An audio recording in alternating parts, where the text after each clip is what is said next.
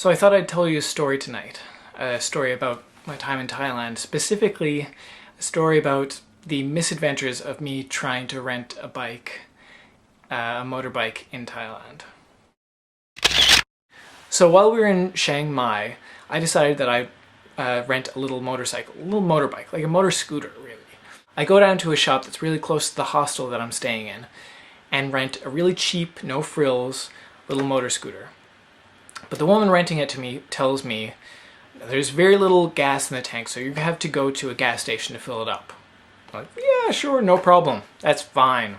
The center of Chiang Mai is built in a square, surrounded by a gate and a moat.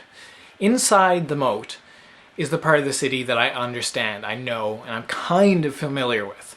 Outside of the gate is the part with the gas stations. I have to find a gas station outside the moat, and I have to find my way back. So I decided I'm going to take one of the main roads, one of the big, pretty much straight roads that leads out of the center of each side of the moat. And I'm going to drive straight until I find a gas station. So I do this, and after, a lot of driving, I finally find a gas station. Awesome. Now the big challenge is getting back to the moat, to the part of the city that I know. I thought I'd just take the main road back, except there's so many one-way streets and whatnot that I get turned off and completely lost. I mean really lost. Like really, really, really lost. At night. On the highway. In a foreign country. I'm on the highway about 10:30 at night. It's dark. And I can't read the street signs. Because they're in Thai. I'm really, really lost. I'm no longer in Chiang Mai, the city I'm staying in, and I'm not even sure which direction Chiang Mai is in anymore. When I am at my most lost and most desperate, and I'm contemplating sleeping in a field overnight, and trying to figure out what the chances are that I would survive that kind of decision, I find an outdoor restaurant.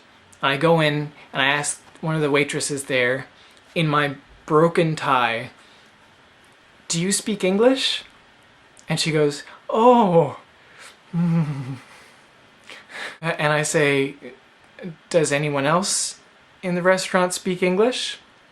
And she looks around.